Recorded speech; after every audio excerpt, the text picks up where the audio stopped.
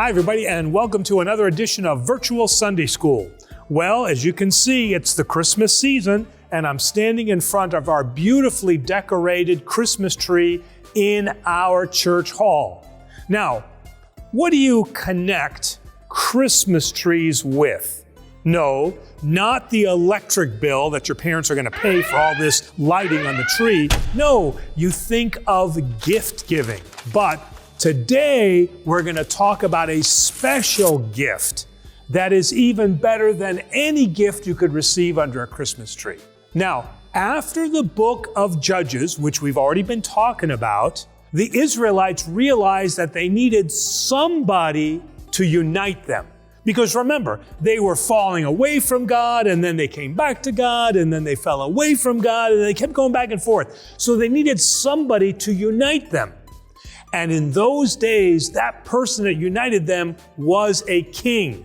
Now, the Jews didn't realize that the king that they really needed was the Messiah, Jesus Christ, who we all know is the King of Kings. But in order to be a King of Kings, you have to have kings before that so you can be a king of those kings. And that's today's story, is the miraculous birth of Samuel, who was the king maker.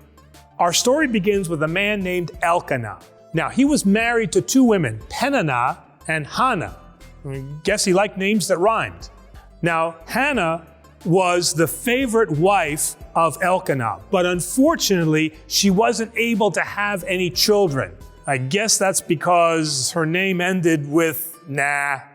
But she couldn't have any kids, and that was a big deal for the Jews of that time. If a woman was not able to have children, then she was seen as not fulfilling her duty to the family.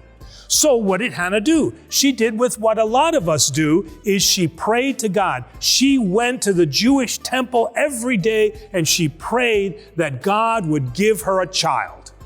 When most people pray to God asking for something, how does it go?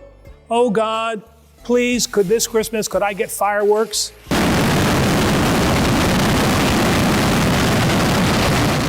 Which is then closely followed by, please God, could you send me a fire truck? And notice that we just ask for it, but we're not giving anything in return. How Hannah's prayer was different was that what Hannah was doing was asking God for a son, but giving God something in return. She was offering him something. What Hannah said was, "Oh God, please grant me a son, and I promise to devote his life to glorifying you." Now, as Hannah was praying, the priest of the temple, Eli, was walking by and he heard Hannah mumbling. So he thought that she was drunk. And so he's like, "Hey, get out of the temple." And then Hannah explained to him what she was praying for, and then he blessed her and sent her home. And guess what happened? The fire truck finally arrived.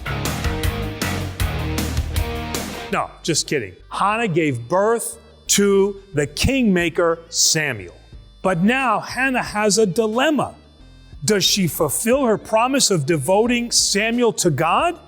Or does she just raise the child as her own? And actually, Hannah had a loophole. In those times, the husband, according to Jewish law, could actually override the decision or the promise of his wife. I mean, Elkanah could have said, Don't listen to what my wife said. She doesn't know what she's talking about. In fact, I heard that the priest thought that she was drunk. Now, can you imagine going to God and saying, well, God, there's an exception to the promise that my wife made to you. It's in paragraph 6, chapter 9. Can you imagine what God is going to say? I am God, therefore I win.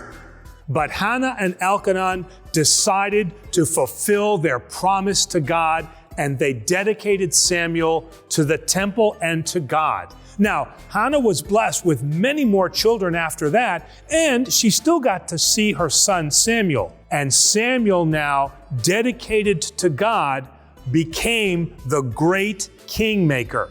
And one of the famous kings that he anointed, that he made king, was David. But that's another story. So what I want us to take away from this story is that there's nothing wrong with receiving gifts at Christmas.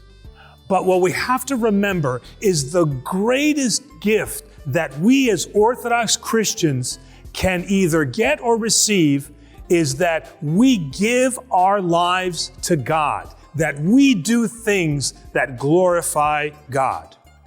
So, thanks everybody for joining us, and remember, like, share, subscribe, and we'll see you soon.